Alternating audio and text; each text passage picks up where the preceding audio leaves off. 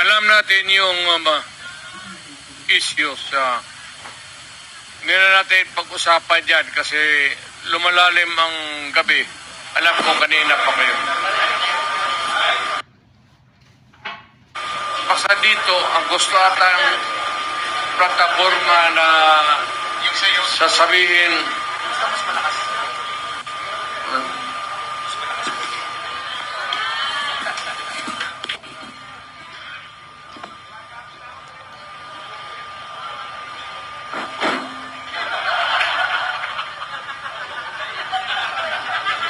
kalimutan ko ito nung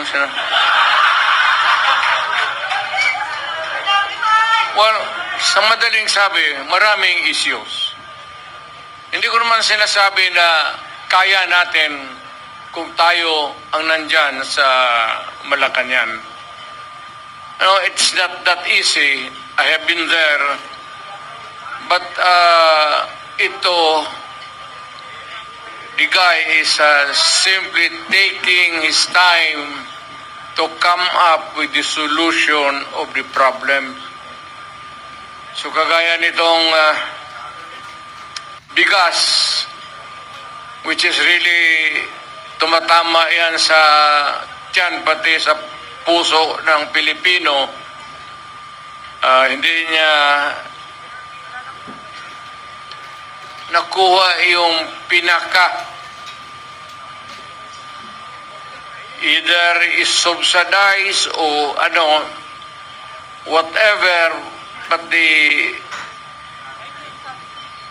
goes on up and up, and nahihirapan po ang Pilipino to cope up. Bukang hindi niya kaya na habulin yung presyo. Yan na lang sa pagkain. Huwag na yung iba. Pwede na natin yung graft and corruption. Nandyan yan eh. Paski anong klaseng administrasyon. Pero yung immediate, urgent need to solve is really itong presyo or the price of rice. Kailangan baka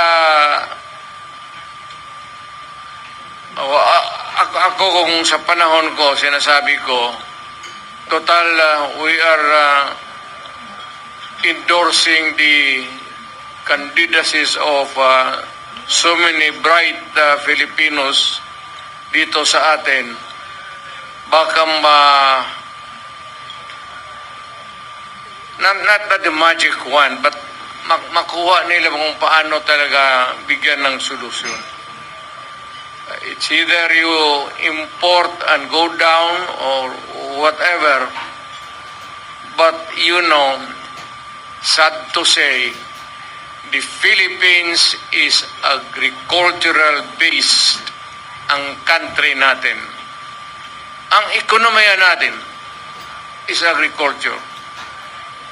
Ang problema, yung pagkain mismo, hirap tayo. Well, of course, yung mga dumadating na typhoons could be one of the factors that can be, palagay na natin, hirap tayo maghabol. Alam mo, pag nasa gobyerno ka, ikaw yung nagdadala, you cannot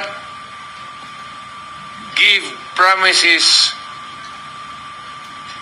Panay na lang ang pangako mo, and you keep on, promising people for so many things. Pero itong pagkain, talagang unahin nila. Pinaka-basic talaga. Medyo hirap sila. Aywan ko kung bakit. Ngayon, kung yung presyo ng bigas, yung presyo ng pagkain para sa Pilipino mas bababa ngayon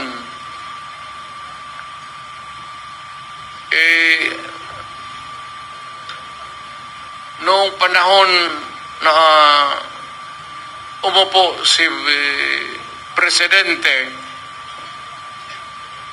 kung mas mababa ang presyo ngayon ng pagkain, iboto natin yung mga kandidato niya. Nakikita mo naman, talagang almost hindi na kaya. Hindi kaya ng tao. Ngayon, kung mas madali maghanap ng trabaho ngayon sa panahon niya, then doon ka sa kanya, doon sa administrasyon. Kung sa panahon na ito, kung pante ka na maglakad, na walang takot, nakakapagpasyal ka, baski saan, huwag mo nang bitawan si Marcos. Piliin mo na yung kandidato niya.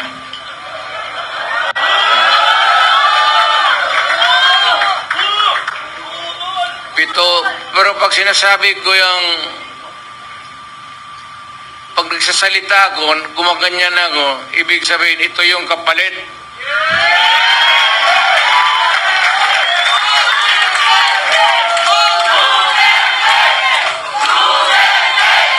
If it's easier for you to find employment or jobs now than before, then go for Marcos. Yan ang sabihin ko na medyo basic na hindi nila mahabol. Ngayon, kung bas minus yung droga at krimen ngayon kaysa noon, panahon niya, pag-upo niya, naabutan pa niya yung, yung pinapairal natin na law and order. Kung kaya niya ito, kung kaya niyang putang ina.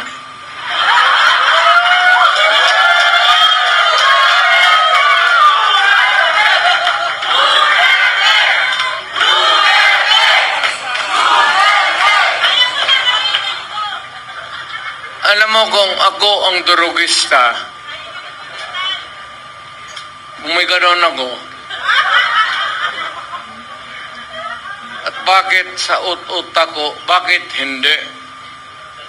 Total, kasama ko naman sa presidente sa hit-hitan. So, yung paski yung mga pulis, pati military, medyo sila? Because of the incongruity. Hindi magkasya Meron isang presidente na talagang bangag.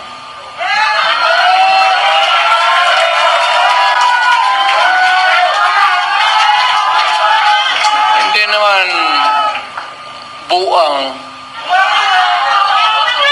pero yung bisyo ng droga, long term yan. Maging ulol si Marcos,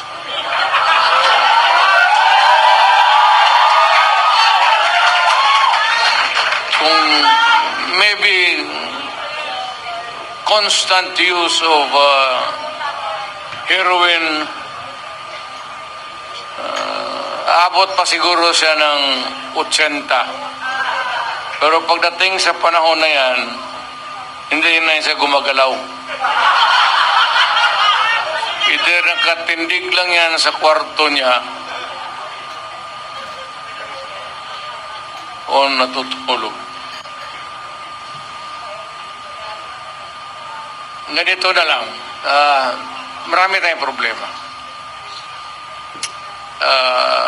I think the Marcos government has fallen short of the expectations. Ako, hindi ko ma-compare kasi pwede kong sabihin, mas mabuti siya ngayon kaysa aking panahon. I can even concede na ganon ang nangyayari. Pero it would not be a good reason for you to solve the problem just because you're doing right, more rights than the wrong ones that the other guy had committed in the past. Na ibig sabihin niya, kung sabihin, wala yun si Duterte, mahina kasi ganun. Okay. But it's not me. It's the Filipino people. Ang tignan mo ang Pilipino, huwag kang magturo dyan sa mga kalaban mo, kagaya ko, kasi ako, hindi na ako kandidato. Ngayon, kung mag-usap tayo, ang pag-usapan natin kung ano ang mga tao na pwede nating gawin na makatulong sa atin, mailagay dyan sa Senado para paski batas na lang ang habulin natin or a policy that is enunciated by Congress, particularly about the drug problem and itong ekonomiya. Itong ekonomiya, mabigat to. Walang bright dito.